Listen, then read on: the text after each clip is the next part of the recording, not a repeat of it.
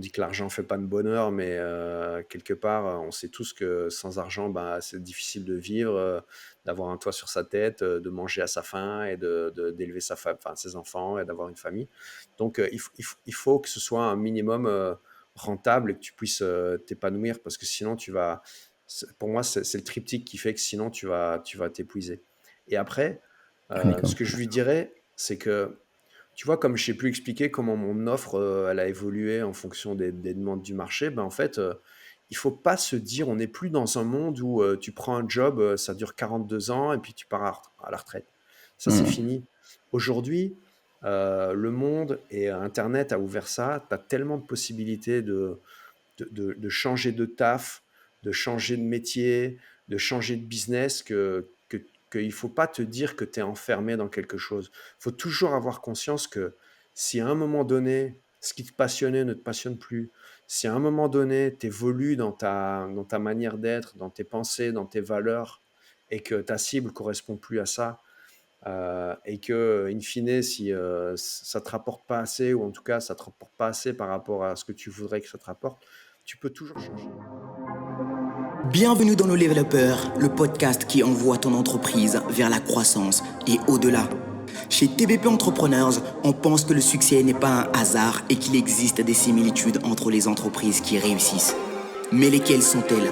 Quels sont les leviers à activer pour atteindre cette fameuse croissance? Pour répondre à ces questions, nous nous sommes directement adressés à des figures inspirantes issues de l'univers de l'entrepreneuriat. Tu t'apprêtes à participer à une aventure incroyable autour de l'univers de l'entrepreneuriat. Alors attache ta ceinture car ça va décoller. Décollage. Bonjour à tous, j'espère que vous allez bien, j'espère que vous avez une super pêche et que tout se passe au mieux pour vous ainsi que vos business. Aujourd'hui, nous sommes en compagnie de Fabien, super entrepreneur. Je les répète encore, super entrepreneur. Pourquoi? Parce qu'il a la grosse boîte. Et donc, La l'objectif, super grosse la boîte. super grosse boîte. Donc, l'objectif aujourd'hui, comme d'habitude, est de pouvoir vous transmettre un maximum de compétences, un maximum de connaissances à travers l'expérience que Fabien a au-delà de sa boîte, mais également parmi son vécu. Donc, bonjour ou bonsoir Fabien, comment tu vas? Je vais très bien. Bonjour, bonsoir. Bonsoir à tous. Je te dis ça parce qu'on est en vrai dans un vaisseau qui se trouve dans un sous-sol d'entreprise. Donc, je ne sais pas trop ce qui se fait, ce qui se passe ce soir, enfin dehors. Mais voilà. Comment tu vas, Fabien? Bah, écoute, je vais très bien. Je suis ravi d'être dans un vaisseau parce que toute ma marque est sur le thème de l'espace, des fusées, etc. Génial. Et même ma newsletter s'appelle le cockpit, tu vois. Oui, je l'ai Du vu. coup, du coup, c'est parfait. Bah, c'est génial parce que bon, c'était pas prévu, mais si tu veux le branding de TBP aussi et de Level c'est l'univers spatial, Star Wars, toutes ces choses-là. Donc notre slogan c'est que la croissance soit avec toi. Donc tu vois C'est beau, c'est beau. on a un petit peu travaillé, mais voilà. Donc Fabien, déjà je te remercie d'avoir accepté de jouer le jeu. J'aimerais que avant de commencer et de rentrer un peu plus dans le concret, que tu puisses te présenter et surtout en une dizaine de minutes que tu puisses nous raconter qui tu es, d'où tu viens, ce que tu fais, qui est Fabien. Ouais, en 10 minutes, on va essayer de faire ça. Alors, bon, d'abord, bah, je m'appelle Fabien Delax. Je suis belge, donc je suis basé en Belgique. Donc, voisin du Nord, on va dire. Euh, Aujourd'hui, j'ai 42 ans. J'ai toujours du mal à me souvenir de mon âge. Euh, j'ai j'ai- j'ai tendance à me donner 10 ans de moins parce que je pense que dans la tête, j'en ai peut-être 10 de moins. Bah, j'ai plusieurs aspects dans ma vie. D'abord, je suis marié, je suis père de trois enfants, une fille de 15 ans, un fils de 12 et un deuxième fils de 6, presque 7. D'accord. Euh, du coup, c'est du sport à la maison. Et à côté de ça, ben, effectivement, je suis entrepreneur, mais petite spécificité, en fait, j'ai aussi un CDI dans une ESN à temps plein. Et donc, je jongle en permanence avec toutes ces occupations. Les gens me disent que j'ai une capacité d'organisation Mhm. assez incroyable. Donc, ça fait partie voilà, de qui je suis, mes différentes casquettes, quoi. Super. Bah écoute, on a fait 3 minutes au lieu de 10 minutes, c'est hyper génial. Et pourtant, j'ai déjà plein de questions. Parce que être papa, père de famille, entrepreneur plus salarié, raconte-moi comment est-ce que tu t'organises parce que ça doit pas être facile. Bah, en fait, en plus, je vais te dire que mon épouse aussi, elle a un side business, tu vois? Ok, Donc, elle travaille dans l'enseignement, mais plutôt à mi-temps, donc ça va et elle a une marque, dans la food, elle a une marque de granola. intéressant. Donc effectivement, on a, cette capacité d'organisation, qui est basée sur, une méthode assez simple, qui est la méthode bloc. Mhm. En gros, c'est Google ou Microsoft qui gèrent nos vies avec, les agendas. Et donc, les déplacements, les entraînements au sport, des enfants, nos rendez-vous, tout est dans un agenda électronique qui permet de gérer, finalement l'emploi du temps et qui nous oblige à être super efficace dans tout ce qu'on fait, et à maximiser finalement, le temps qu'on a à disposition parce que, bah, on essaye aussi, en tant que couple de se retrouver. Et donc on cale tout, c'est comme ça qu'on fait quoi. On a vraiment l'agenda qui définit nos plannings de la journée, de la semaine, du mois. C'est incroyable. J'ai envie d'appeler ça The Couple. Vraiment des, des entrepreneurs qui, en fait, vous vous complétez un petit peu, quoi, vu que ce que tu fais, elle le fait aussi. Vous êtes obligé de vous organiser à chaque fois. J'aimerais que tu me dises, pourtant, hein, je rentre directement dans le vif du sujet. Là, j'ai des questions, Vas-y, vas-y. Fabien, ça va chauffer. Premièrement, déjà, comment est-ce que tu conseillerais déjà les entrepreneurs par rapport à l'organisation? Parce que j'imagine que euh, beaucoup de personnes, déjà, quand ils se lancent en entrepreneuriat, il y a énormément de choses à faire, hein. Voilà, comme je le dis, créer une entreprise, c'est pas tout. Il faut la gérer, il faut faire de la croissance. Et pour faire ça, il faut avoir une bonne organisation. Qu'est-ce que tu conseillerais, toi, aux entrepreneurs dans cette partie Ouais. organisationnelle? Alors, ça dépend un petit peu. En fait, souvent, j'ai l'impression que les entrepreneurs font pas mal d'erreurs. Bon, on en fait tous, hein. J'en ai fait, je suppose, tu en as fait aussi. Et c'est aussi pour ça qu'on est là, c'est pour les partager, pour essayer d'éviter aux autres de ne pas les faire. En fait, j'ai l'impression que souvent les entrepreneurs, ils mettent pas la priorité ou le focus sur les bonnes choses. Tu vois, quand tu te lances, par exemple, et que tu passes 6 semaines ou 6 mois à créer ton site internet alors que tu n'as pas trouvé encore un seul client, Hmm. bah, c'est une erreur que je vois souvent. J'ai pas mal de clients qui arrivent en coaching et en fait, ils me disent: «Ouais, là, je suis en train de bosser sur mon site web, ça fait 3 mois, on va le sortir la semaine prochaine». Je dis: «Ouais, ok, mais en attendant, tu as des clients ou...» «Non, non, mais c'est avec mon site web, je vais les trouver». Ouais, Ben, en fait, non, ils ont souvent tendance à, voilà, à mettre leur temps au mauvais endroit et à mettre le focus au mauvais endroit. Moi, j'estime que les deux tâches principales d'un entrepreneur, c'est un, trouver des clients, donc vendre, et deux, construire un bon produit, une bonne offre ben, pour convertir ses clients et pour satisfaire ses clients. Et ça, c'est vraiment, tant que tu n'as pas trouvé quelque part la bonne offre, c'est-à-dire ton product market fit, quand on est dans un jargon un peu startup, quoi. Est-ce que mhm, ton produit ou ton offre correspond à une demande du marché? Et puis, ce que je vais appeler ton product channel fit, c'est-à-dire comment tu vas trouver tes clients, à travers quel canal d'acquisition. Est-ce que c'est via les réseaux sociaux, le SEO, le SEA, de l'événementiel ou du cold calling, whatever. Eh ben, en fait, ton boulot d'entrepreneur, ça doit être quasi que ça, quoi. Trouver les clients et construire une bonne offre. carrément. Je partage vraiment ce que tu dis parce que de mon côté aussi, on en voit énormément. Oui, mais je dois faire ci, c'est pas encore prêt, c'est pas encore parfait, c'est pas ceci, c'est pas cela. Mais ils se rendent pas compte, parce que j'aimerais également échanger avec toi sur ce fait-là. Mais ils se rendent pas compte que le marché change. Tout ce que tu fais aujourd'hui, bah, peut-être dans 6 mois ou dans un an, ce sera complètement has-been. Hashtag disons les IA qui sont en train de pulvériser le marché actuellement. Qu'est-ce que tu conseillerais justement à ces entrepreneurs qui doivent se lancer et qui doivent faire les choses maintenant, mais enfin, c'est pas de la procrastination, c'est plus je sais pas comment dire ça, mais qui attendent. Ouais, bah, en fait, bah, tu connais certainement un autre grand podcasteur, Mathieu Stéphanie, qui a son podcast Génération Do It Yourself. Oui, En fait, son slogan, il est génial, c'est Do it. ouais, En fait, tu auras toujours plus en fait, je crois que c'est plus facile d'attendre et de procrastiner pour pas se confronter à la réalité. Parce Mhm. que la vérité, c'est que on va tous se tromper, on va tous se planter, on va tous faire des erreurs, on va tous concevoir une offre ou un produit qui intéresse personne. On va tous publier, je sais pas moi, sur TikTok et se rendre compte que ça intéresse personne et des choses comme ça. Sauf qu'en fait, c'est bien, il faut faire un plan, il faut faire une stratégie, mais faut pas y passer, faut pas y passer des semaines. La vérité, c'est que la vraie réponse, c'est le marché qui va te la donner. Et le marché a toujours raison. C'est-à-dire que si tu n'arrives pas à trouver ton marché et si tu n'arrives pas à lui proposer une offre qui correspond à ou qui règle un vrai problème chez lui, bah en fait, ça sert à rien. Et la seule manière de le savoir, c'est de se confronter à la réalité, c'est de se confronter au marché. Donc, faut arrêter d'attendre. Faut vraiment, faut se bouger les fesses, quoi. Si tu veux, je prends un exemple. Il y a quelques semaines, avec un pote, euh, on s'est posé la question en fait, si tu veux, il y a pas mal de gens qui me demandaient souvent, est-ce que tu connais un bon community manager? Est-ce que Mhm. tu connais un bon community manager? On m'a tellement posé la question que, en fait, ok, j'en ai plein dans mon réseau, sur LinkedIn ou autre, mais c'est toujours difficile de répondre à cette question. Et en fait,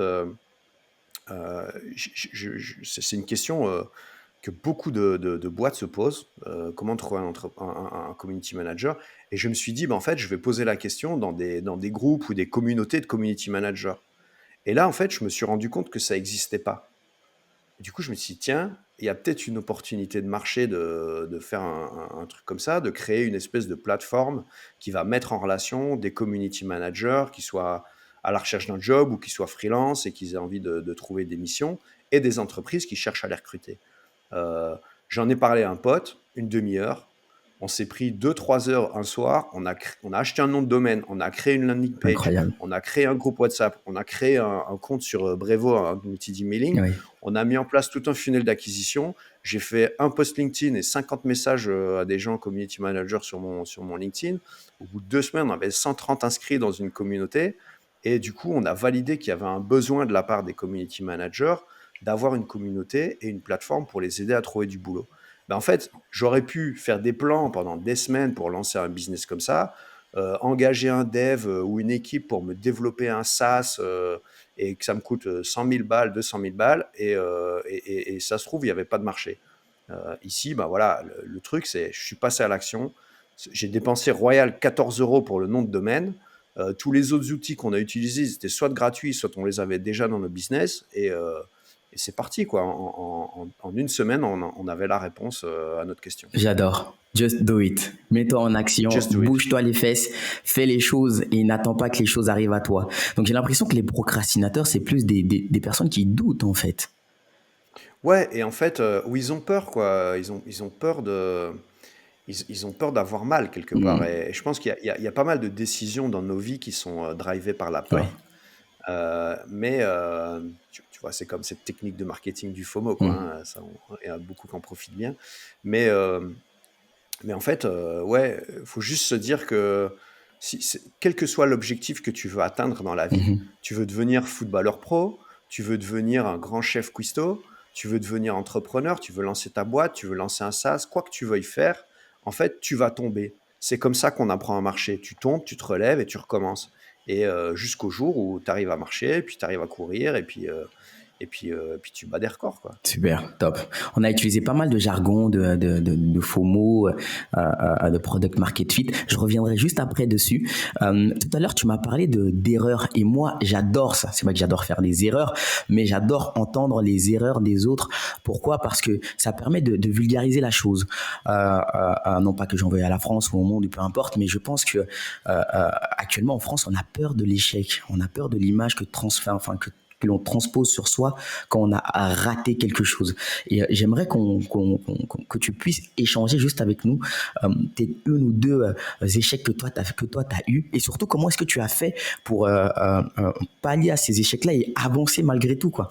Je suis vraiment friand de ces histoires-là et je pense que ça peut inspirer à d'autres entrepreneurs à ne pas se sentir seuls. J'insiste encore dessus. Pourquoi? Parce que je regarde pas mal de posts sur LinkedIn, où j'écoute pas mal de podcasts également, et très souvent, c'est il a réussi ça en moins de je sais pas combien de temps, il est parfait, il est ceci, il est cela. Mais on sait tous que sur cette grande réussite, qu'il y a eu des échecs de dingue. Et je trouve que c'est un peu dommage parce que ça fausse un petit peu la donne d'un côté. Et de l'autre côté, ça fait qu'il y ait des personnes qui se sentent un petit peu, pas inutiles, mais un petit peu losers, quoi. Alors que ils sont à des étapes qui doivent être, enfin, qui sont simplement justifiées par le fait que soit ils ne maîtrisent pas les choses, etc. Mais je pense qu'on a la culture de ne pas parler de l'échec et de montrer tout le temps la réussite. Donc du coup, j'aimerais savoir un petit peu toi, qu'est-ce que tu penses de ça, et surtout partage avec nous peut-être une ou deux échecs, et surtout qu'est-ce que tu as appris de ça et comment est-ce que tu as fait pour aller au-delà. Ouais, donc comme tu disais très bien, je pense que c'est vraiment culturel. Je pense qu'en France, en Europe, en règle générale, on a tendance à pointer du doigt l'échec des gens, alors que dans des pays comme les États-Unis, tu as carrément ce qu'ils appellent des failcon. Donc, ce sont des conférences où des entrepreneurs viennent raconter leurs échecs. En fait, ils valorisent. C'est-à-dire que quand tu es start-upper et que tu cherches à lever des fonds, par exemple, ils estiment que si tu as déjà planté une boîte, c'est que tu as appris plein de choses, et du coup, tu as fait des erreurs que tu referas plus après. Euh, Alors que ici, en fait, dès que tu fais une erreur, dès que tu plantes une boîte, en fait, il y a plus personne, quoi. Et ça c'est assez dommage. Et je pense que c'est peut-être une des choses qui bloque les gens, tu vois, parce que ça te donne peur finalement, ça fait peur de se tromper, ça fait peur de tomber, etc.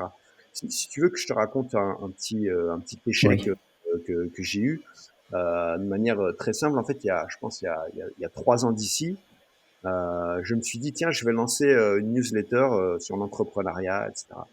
Et, Mhm. euh, et donc, j'ai ouvert un Substack et j'ai commencé à écrire. En plus, j'avais décidé de le faire en anglais. Donc, je te dis pas la charge mentale, parce que je parle très très bien anglais, mais bon, c'est quand même un effort supplémentaire d'écrire dans Ouais. une langue maternelle qui n'est pas la sienne, enfin dans une langue qui n'est pas sa langue maternelle. Et du coup, j'ai péniblement lancé mon truc et j'ai commencé à écrire toutes les semaines et à me caler 3 heures un soir par semaine pour écrire cette newsletter pour Mhm. au bout de 6 mois, l'envoyer à 50 personnes avec juste rien à vendre derrière non plus. Et du coup, en fait, la motivation, elle est assez vite redescendue. Euh, et puis, je me suis rendu compte de l'erreur que j'avais faite, qui était une erreur finalement assez commune pour quelqu'un dans le marketing, la communication. C'est que, en fait, j'avais commencé par un élément de, de, de mon funnel d'acquisition, je dirais, ou de mon entonnoir de conversion, Mhm. qui n'était pas le haut de l'entonnoir. C'est-à-dire que j'avais pas d'audience, c'est ça le truc. Mhm. Alors que quand tu as une audience sur les réseaux sociaux, ou que tu as une certaine notoriété parce que tu as eu des succès, que tu as été dans la presse, etc. En fait, c'est Mhm. beaucoup plus facile à convaincre les gens de s'inscrire à ta newsletter ou de souscrire à ton produit ou d'acheter tes trucs que si. Mhm. Et donc, j'ai abandonné, Mhm. mais j'ai appris. C'est-à-dire qu'il y a 6 mois d'ici, quand j'ai décidé de relancer une newsletter, en fait, je me suis dit, je ne lancerai pas une newsletter avant d'avoir atteint les 10 000 followers sur LinkedIn. Parce qu'une fois que Mhm. tu as ce chiffre, en fait, cette audience, en fait, tu peux leur proposer de s'inscrire à ta newsletter. Et avant de lancer euh, ma, ma- la, la newsletter, en fait, j'ai ouvert les inscriptions. Je crois que j'avais 200 inscrits, donc 4 fois plus que sur mon autre newsletter, avant même d'avoir envoyé une seule édition. Du coup, C'est ouf. la leçon, c'est vraiment, en fait, il te faut une audience si tu veux créer un média comme une newsletter. Mhm. Super, génial. Et du coup, tu as appris ça. Et est-ce que, en termes de leçons, si demain, par exemple, tu devais le refaire, tout à l'heure, enfin, j'ai oublié de te le dire, mais on fera un petit cas pratique, hein. Mais si demain, tu devais le refaire, comment est-ce que tu t'organiserais? C'est-à-dire que en fait, je ferai comme je l'ai fait cette fois-ci. Oui. C'est-à-dire que je déciderai que d'abord, je choisirai un canal ce que j'appelle un canal de viralité, Oui. c'est-à-dire un réseau social sur lequel tu peux faire énormément de visibilité et construire une Mhm. audience. Les deux plus importants aujourd'hui, c'est TikTok, tu en as parlé tout à l'heure, et, euh, et c'est LinkedIn, qui sont des Mhm. réseaux où il faut de générer des audiences. Et puis, une fois que j'ai cette audience, ces abonnés sur ces plateformes, bah, j'essaye de les envoyer vers l'inscription à ma newsletter. Et une fois qu'ils sont inscrits à ma newsletter, alors seulement je les envoie vers mes pages de vente et les éléments que je peux avoir à proposer et les offres que j'ai à proposer à cette audience. Tout est processé étape par étape, step by step, et chaque étape a des objectifs. C'est bien ça, si je comprends bien. C'est exactement ça. C'est-à-dire que, et c'est une erreur fréquente que je vois chez pas mal de mes clients. En fait, je Mhm. fais du coaching pour utiliser LinkedIn et générer de la visibilité, générer de la demande, etc. sur la plateforme. Et en fait, la majorité de mes clients, ils viennent et ils veulent de la visibilité, sauf que, ils ont une offre, mais ils n'ont aucun funnel, aucun parcours client à proposer. Mhm. C'est-à-dire qu'ils n'ont pas une page qui explique leur offre et vers laquelle ils veulent ramener les gens. Et donc, en fait, il y a vraiment un problème, c'est que quand tu veux convertir ou transformer des inconnus en clients, ben, en fait, Mhm. il y a un process, quoi. On ne se marie pas au premier rendez-vous. Et donc, forcément, il faut amener ces gens de devenir, qu'ils apprennent à te connaître, qu'ils te suivent, et puis qu'ils aient confiance en toi. Et tout ça, ça prend pas juste un post LinkedIn, quoi. Il faut Mhm. plusieurs posts LinkedIn, voire des dizaines. Après, il faut les amener vers ta newsletter et après, il faut les amener vers ton site. Et c'est comme ça qu'on construit aujourd'hui je veux dire des entonnoirs d'acquisition. Et la Mhm. plupart des gens, en fait, commencent soit ils ont que le bas, j'ai mon site, soit ils ont que le haut, mais ils ont pas le système pour faire passer les gens du haut vers le bas. Mais c'est fou ce que tu dis et je trouve ça très très intéressant. C'est que j'en ai eu aussi des entrepreneurs, des personnes qui viennent de me demander des conseils. C'est cool, j'ai un site, mais je vends pas. On m'a dit de créer un site, etc., que j'allais exploser. Enfin, quand j'ai explosé, c'est cartonné. On m'a dit que le digital était, c'est le nouvel Eldorado, etc. Mais je vends pas. Et quand je m'assois avec la personne et qu'on échange, la personne a juste un site et elle a juste son produit à vendre, quoi, concrètement. Et le souci avec ça, c'est que il y a pas de tunnel. Déjà, il n'y a pas de SEO qui est fait, il y a rien qui est vraiment concret sur le site. Moi, ce que je leur dis, c'est que c'est comme si tu étais dans un marché et dans ce marché-là, tu avais ton petit étable qui est au coin de la centième rue. Personne ne sait qui tu es. Il n'y a pas de, tu n'as pas de panneau enfin, les clients n'ont pas de panneau pour aller vers toi et tu veux que les gens viennent à toi. Comment est-ce que tu fais? Au moins, il faut que tu puisses te référencier sur Google Maps ou des choses comme ça. Il faut que tes vendeurs puissent être capables de crier. Quand je dis crier, c'est peut-être sur les réseaux sociaux. Il faut créer quelque chose pour pousser les personnes à venir vers soi dans ce monde où il y a énormément de consommation. Surtout, on parlait de TikTok, on en reviendra là-dessus tout à l'heure. Donc, je pense que ce que tu dis, ça a vraiment du sens et il est important pour les entrepreneurs. Je pense que les nouveaux ont de plus en plus conscience de cela, mais les entrepreneurs qui sont là depuis un petit moment et qui négligent le digital et qui s'y mettent des mains, enfin, qui commencent à s'y mettre, il faut qu'ils prennent conscience que ce n'est pas simplement la présence digitale qui fait ramener les clients. C'est plus que ça, il y a de la stratégie, il y a de l'acquisition à avoir, il y a des tunnels à créer, etc., etc. Bah, tout ce que tu dis est vrai et c'est valable dans le digital et c'est valable comme l'exemple que tu as pris dans le monde réel. C'est-à-dire que tu as beau avoir le plus beau site internet du monde, si tu fais pas en sorte de ramener du trafic dessus, ben, tu n'auras jamais aucune personne de ce trafic qui n'existe pas qui deviendra ton client. Donc, et c'est ce que je disais tout à l'heure, c'est que ben, la moitié de ton travail en tant qu'entrepreneur, c'est de construire une bonne offre et l'autre moitié, c'est de trouver des clients. Et pour trouver des clients, il faut ramener du trafic sur ton site. Super, du coup, il faut vendre. Voilà, mais Vendre, t'as pas vendre. le choix. Et si t'es pas à l'aise avec ça, peut-être que t'es pas un entrepreneur. Et fine. Mmh, j'aime bien ce que tu viens de dire et c'est marrant parce que enfin c'est le sujet d'un parce que en fait chez TBP on fait des tables rondes souvent d'entrepreneurs et le but en fait c'est d'inviter une dizaine d'entrepreneurs pour échanger sur leurs problématiques, etc. Et le débat de la semaine dernière était justement sur si tu vends pas tu meurs. En fait tu peux avoir la meilleure des offres, tu peux avoir tout de top. Mais si tu ne vends pas, tu meurs. Tu n'es pas entrepreneur si tu ne vends pas, selon moi, concrètement. Et je trouve que c'est Enfin, hyper intéressant. si tu fais pas de chiffre d'affaires, tu fais pas de revenus. Si tu fais pas de revenus, tu peux pas t'acheter à manger. Si tu manges pas, il y a un moment, tu meurs. Donc, voilà. On est d'accord. Même si on est en virtuel, j'ai envie de te serrer la main sur ce point-là avant de continuer, mais c'est complètement d'accord. Je suis complètement d'accord avec ça. Du coup, ma prochaine question, hein, ce serait, là, tu t'es présenté, on a parlé un petit peu disons, de différentes choses concernant l'entrepreneuriat et surtout concernant le digital. Mais Fabien, pourquoi est-ce que tu as décidé de te lancer dans l'entrepreneuriat? En fait, j'ai jamais décidé, quoi. C'est pas, Intéressant. j'ai pas fait exprès. C'est-à-dire que si tu veux, mon histoire professionnelle, elle est assez simple. Enfin, simple, je sais Ouais. pas. Euh, quand j'ai terminé mes études, donc j'ai fait ce qu'on appelle en Belgique un bachelier en communication. Donc, en gros, c'est Mhm. trois ans d'études après le lycée, quoi.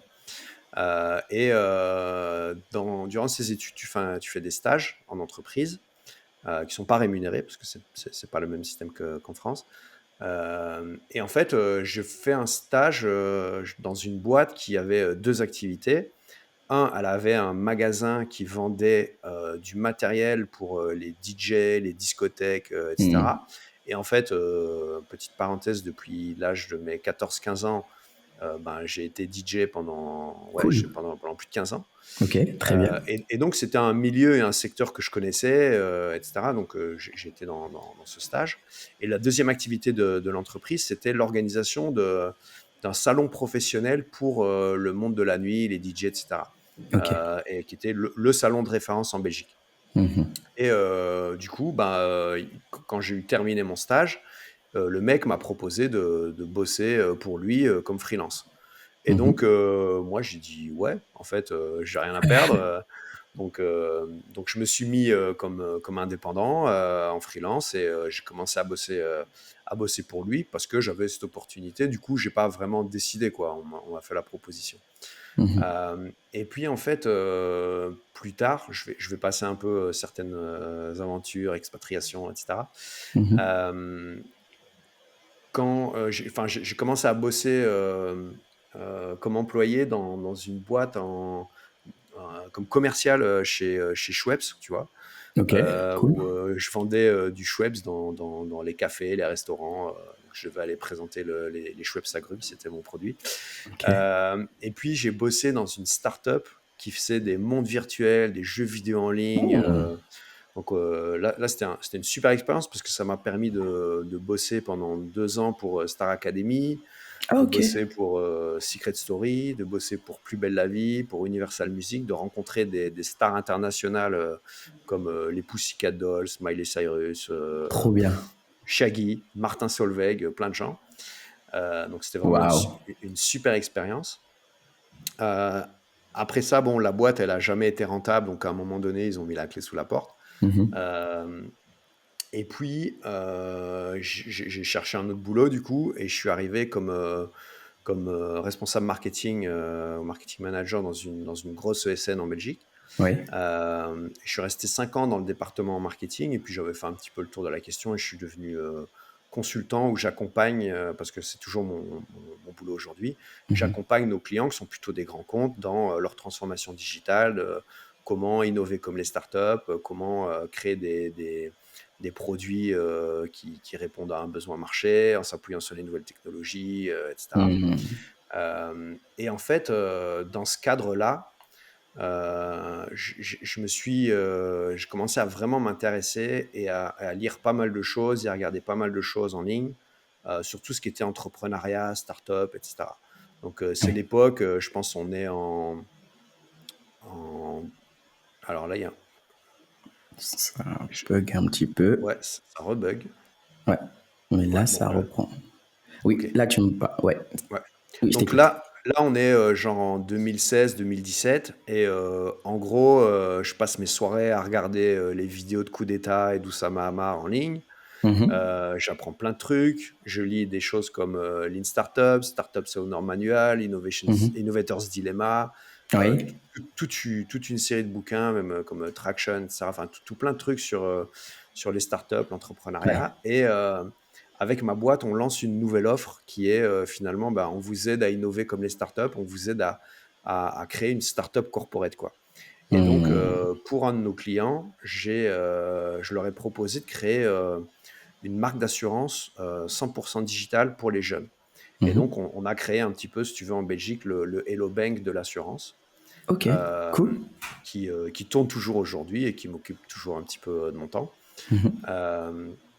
Euh, et du coup, c'est comme ça que j'ai eu ma première vraie expérience d'entrepreneur en tant qu'intrapreneur, si tu veux, Ouais, dans une boîte, quoi.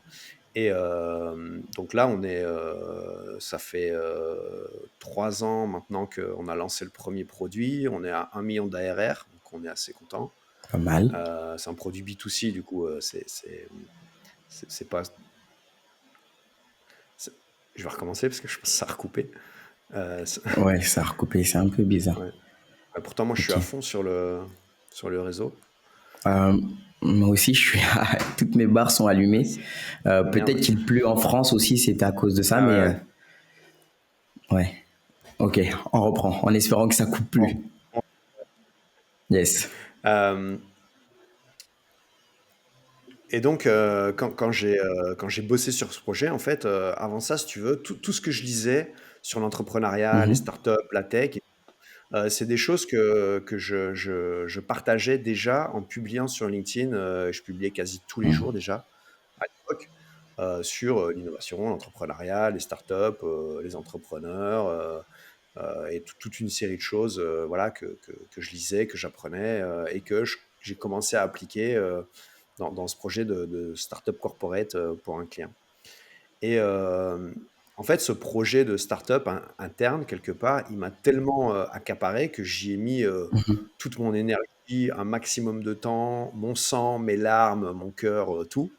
C'était un petit peu comme mon enfant, tu vois. En Ah fait, oui. j'ai eu l'occasion d'entreprendre et de lancer une boîte sans prendre le moindre risque. En gros, Mhm. j'ai fait le parcours des gens que j'admirais, quoi. On a levé Mhm. plus de 10 millions d'euros, on a vraiment fait les choses bien, quoi. Et, et du coup, pendant cette période-là, je me suis un petit peu éloigné de LinkedIn et des publications que je faisais quotidiennement. Mhm. Et à l'époque, j'étais full employé, quoi. J'étais pas du tout, j'avais pas de side business.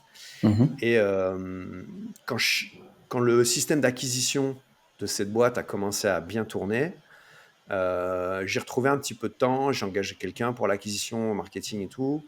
Et puis, je suis retourné un peu voir sur LinkedIn et là, le monde avait complètement changé. Il y avait des mecs comme Grégoire Gambato, des Mhm. mecs comme Théo Lyon, des mecs comme Benoît Dubos et comme Thibault Louis et des meufs comme Maud Alaves et Caroline Jurado et Nina Ramen voilà, et après je m'arrête, qui faisaient des scores de dingue, des vues en dizaines, en centaines de milliers, des posts avec des centaines de likes et je me suis dit mais ça n'existait pas avant, qu'est-ce qui s'est passé, Ouais. quoi. Ouais. Donc j'ai compris que LinkedIn avait changé son algorithme, qu'ils avaient fait un espèce de reset, Mhm. parce qu'on peut en parler après, mais les réseaux sociaux ont une espèce de parcours ou de trajet comme ça avec leur algorithme, Ouais. qui est intéressant. Et du coup, en fait, il était possible de faire des milliers de vues en publiant du contenu, ce que j'avais jamais fait avant, quoi. Avant, si Mhm. tu veux, mon interaction sur mes posts, elle était plutôt dans la vie réelle. Déjà, c'était avant le Covid, du coup, on allait au bureau tous les jours. Mes interactions, c'était mes clients ou mes collègues qui me parlaient de mes posts et qui me disaient ouais, c'est bien et qui ils commentaient en live, quoi. Il y avait pas ils Ouais. commentaient pas sur LinkedIn ou ils likaient pas sur LinkedIn. Et puis avec ça, en fait, je me suis pris une lubie et j'ai commencé à passer du temps à essayer de comprendre comment fonctionnait cet algorithme de Mhm. LinkedIn.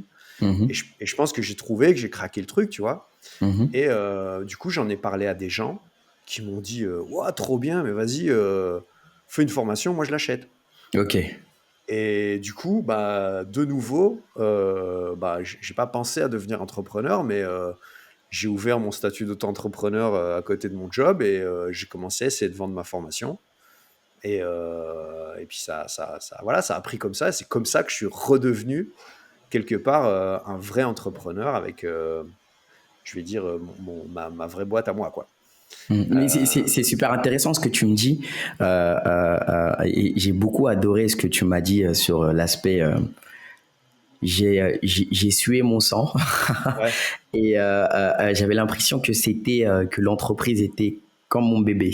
Enfin, si c'est bien les termes que tu as dit, j'aimerais que tu reviennes un peu dessus parce qu'on sait que en entrepreneuriat, enfin, quand tu crées un projet, et que tu es l'initiateur surtout de ce projet, étant donné que tu as été intrapreneur, etc. Déjà, tu étais super impliqué. Mais là, savoir que le projet, en fait, si toi tu arrêtes, il s'arrête complètement. Est-ce que tu peux nous parler de l'implication que les entrepreneurs pourraient ou devraient avoir dans la gestion de leur projet, plus ou moins, en tout cas, s'ils veulent réussir leur projet? ouais. Alors là, je pense qu'il y a deux points de vue et Mhm, je sais pas toujours où me placer. mhm. C'est-à-dire que tu as l'entrepreneuriat où effectivement tu dois mettre ton cœur, te vider les tripes pour réussir ton projet. Ouais. Et puis tu as une autre partie de la population qui sont pas moins des entrepreneurs, mais qui sont plutôt dans du slow entrepreneuriat Mhm, euh, et qui voient les choses de manière beaucoup plus légère, qui cherchent plus un équilibre vie privée, vie pro, qui deviennent entrepreneurs pour être libres de leur temps, etc. Je pense que c'est aussi une de mes motivations. Et par exemple, mon épouse, elle est très comme ça, quoi, tu vois. mhm, Elle a des périodes où elle va se dire, OK, ben là, je vais ouvrir des points de vente. Et donc, pendant un mois, elle va cravacher, elle va ouvrir 30 points de vente.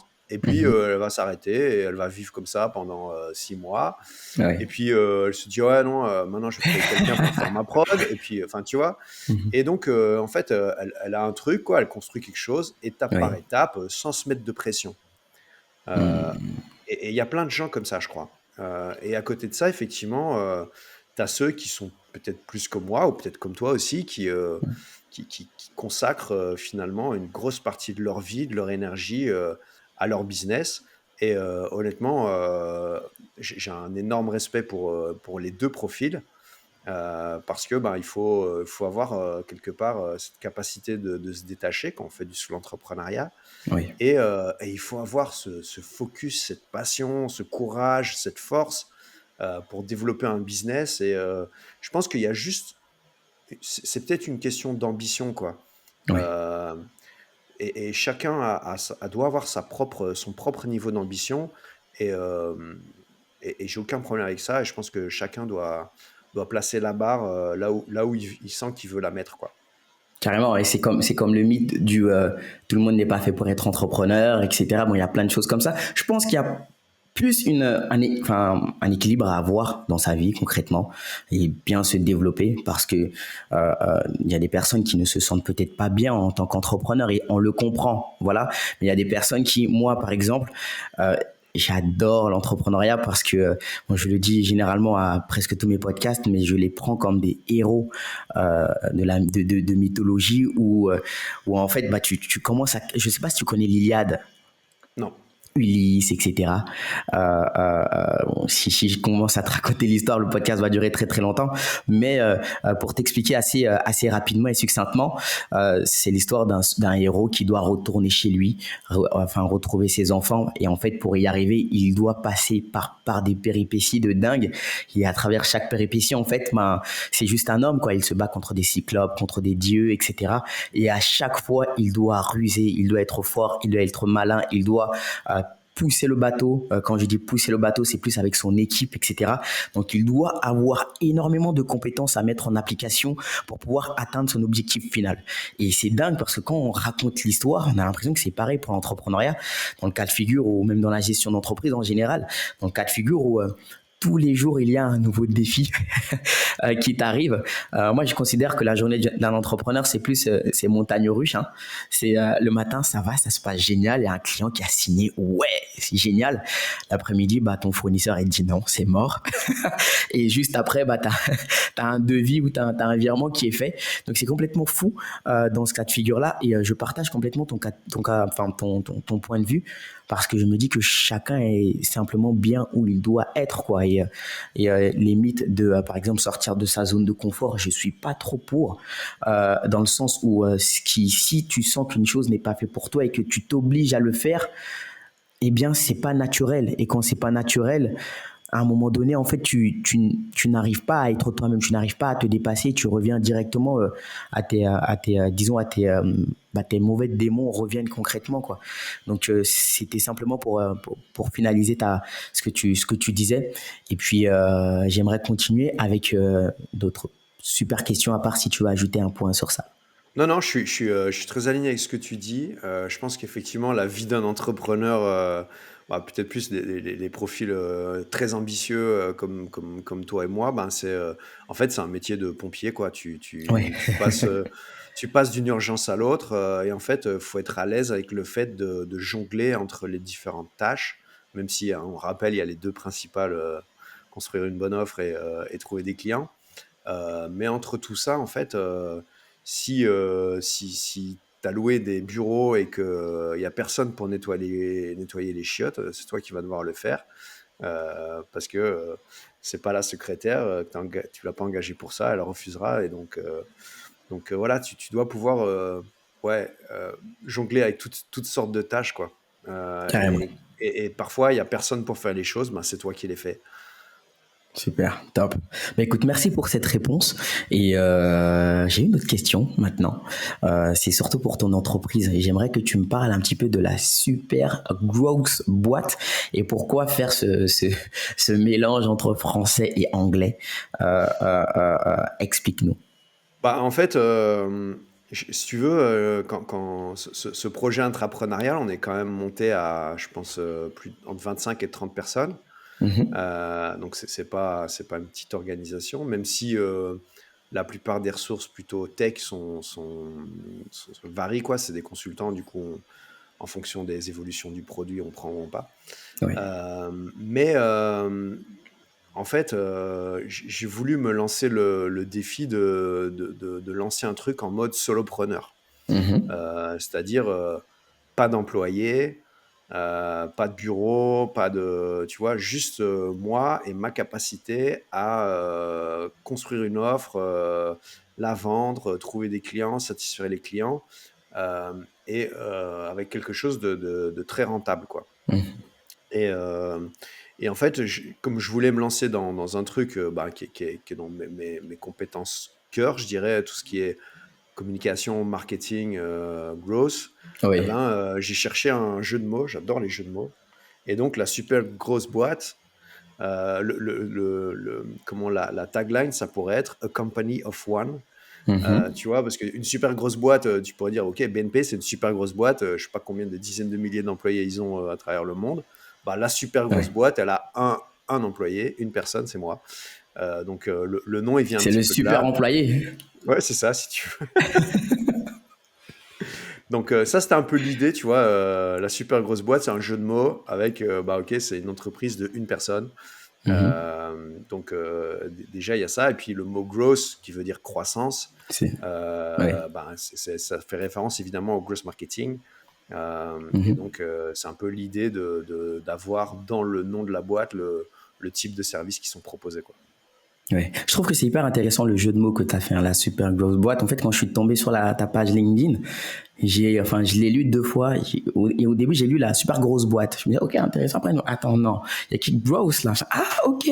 Et ça permet en fait de comprendre directement ton positionnement et l'ensemble des accompagnements que tu vas faire parce que voilà, le terme growth marketing, growth hacking, etc. Ça se vulgarise de plus en plus. Les gens commencent à maîtriser. Je Ouais. trouve que c'était assez cool et échanger avec toi sur l'environnement, disons spatial que tu mets dessus. Je trouve que c'est vraiment bien. Et d'ailleurs, j'aimerais savoir pourquoi avoir choisi, disons, cet environnement spatial pour décrire un petit peu ta marque. Et j'aimerais que tu me parles de ton positionnement, en fait. Ouais. En fait, pourquoi ce truc un peu spatial? Je me suis dit, OK, c'est quoi ma promesse vers mes clients? C'est fais décoller ton business. Et du coup, J'adore. fais décoller ton business, je vais prendre la petite fusée, hein, que tu utilises aussi, enfin, je l'ai Oui, vu en tout cas, et qui est oui. effectivement pas, et je me tire une balle dans le pied en disant ça, c'est pas l'emoji ou l'icône le plus original qui soit dans ce secteur du marketing ou de la croissance, ou du marketing de croissance, mais en même Mm, temps, ça fait vraiment bien le taf et l'imaginaire, il est là. Et, mm, Et donc, je sais pas, en fait, je fais toujours les choses très vite, quoi. Donc, mon Mhm. branding, en réalité, j'ai ouvert Canva, j'ai mis la super grosse boîte. Tiens, je vais mettre gross en italique qui est plus grand et je vais prendre quelle couleur? Je vais prendre un truc un peu original, du noir, du rose, du blanc. Ok, ça passe. Tiens, un emoji, hop. J'ai pris l'emoji de base enfin en tout cas un icône de base dans LinkedIn, dans Canva et Canva. voilà, j'ai créé cette identité visuelle comme ça de manière très très simple je vais pas dire allez, en 2 heures quoi. Ouais. Et c'est resté, je l'ai un petit peu affiné avec le temps, mais voilà, je suis pas designer, mais j'ai un certain sens du design, je pense. Mhm. Voilà, je suis quelqu'un d'assez créatif, donc j'essaye de toucher un petit peu à tous ces outils qui permettent d'être créatif comme le design. Et je trouve que Canva, c'est un outil tellement simple et tellement efficace, tellement facile et tu peux déjà faire énormément avec le plan gratuit. Voilà, j'ai créé quand j'ai lancé cette communauté de community managers il y a quelques semaines, j'ai pareil, en 10 minutes, j'ai fait un logo sur Canva. Ça fait le taf, quoi. Il n'y a pas de. Il y a vraiment aucun problème. Je pense qu'on surestime, euh, en tout cas au début de la vie d'une entreprise, Mhm. l'impact du design. Et je pense que les mots et l'imaginaire ont beaucoup plus d'impact et d'influence que le design léché, les petites fioritures, etc. Moi, je suis un grand fan de Steve Jobs et, Mhm. euh, et j'aime bien cette phrase qu'il a dite qui est le design est parfait quand il n'y a plus rien à enlever. J'adore. I like it. Franchement, j'aime beaucoup ce que tu viens de dire. Ce que je pourrais ajouter, et que je retiens, on est dans un monde de vitesse. On est dans un monde de vitesse et on est dans un monde qui ne fait qu'évoluer, hein, je ne sais pas si c'est dans le bon sens ou le mauvais sens, mais en tout cas qui ne fait qu'évoluer. Il y a énormément d'innovation, il y a énormément de choses à faire. Donc les entrepreneurs qui mettent des mois et des mois à construire des offres, etc. Vous avez l'exemple, hein, de Fabien qui est là. En une journée, j'ai l'impression que tu peux créer ta boîte, quoi. Ouais, mais littéralement, tu peux le faire en 2 heures. Je Hmm. veux dire, en tout cas, je sais pas comment ça se passe en France, l'URSSAF, tous ces trucs, machin. C'est Mais chiant. ouais, j'imagine, mais on a les mêmes. Mais aujourd'hui, nous, on a en Belgique, pour créer une boîte, en fait, tu as un truc qui s'appelle le guichet d'entreprise. Et tu as des entreprises qui sont agréées pour créer enfin, voilà.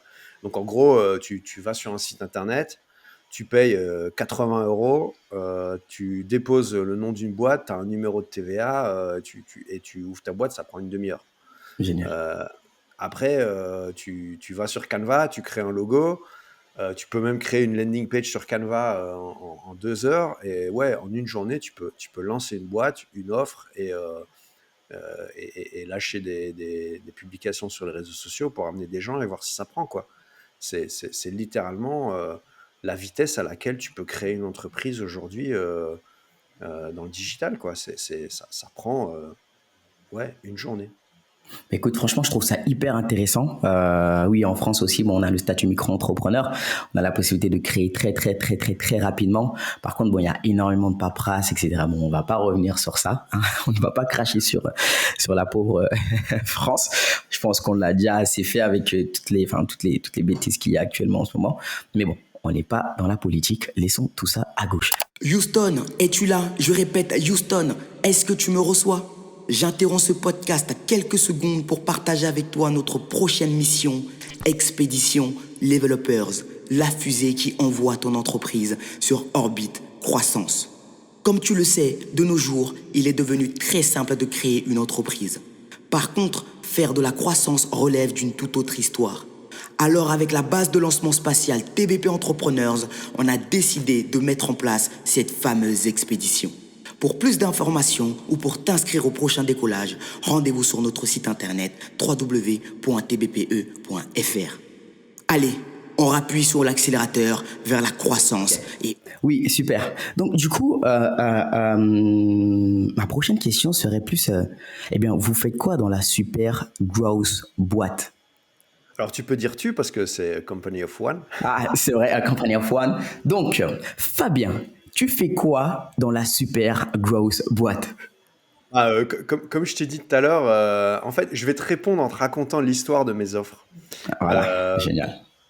C'est-à-dire que, tu vois, je t'ai dit tout à l'heure, bah, en fait, les gens m'ont dit, vas-y, fais une formation sur LinkedIn et comment ça fonctionne et comment il faut faire, le copywriting, tout ça, pour faire de la visibilité. Du Mhm, coup, en fait, j'ai construit la formation, mhm, je l'ai testée sur un groupe et puis j'ai commencé à la vendre. Et puis j'ai commencé à essayer de la vendre avec une cible qui était plutôt les startups plutôt early stage, mais qui avaient quand même déjà au moins des team members, genre 5 6 personnes minimum, ok. quoi, avec l'idée de se dire, OK, on va utiliser une stratégie qui s'appelle la stratégie Avengers, où finalement, chaque individu va publier du contenu sur son profil LinkedIn, avec, je vais dire de manière sous-jacente, l'entreprise, etc. Et l'idée, c'est de générer de la visibilité pour la boîte comme ça.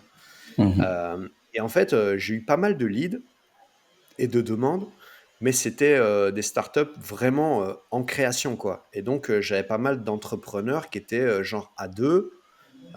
Et ma formation, c'était plutôt l'idée de la donner quand même en présentiel. mhm, Et donc, si tu veux, tu n'avais pas le product, il n'avait pas un parfait fit avec la cible ou avec les gens que j'arrivais à atteindre.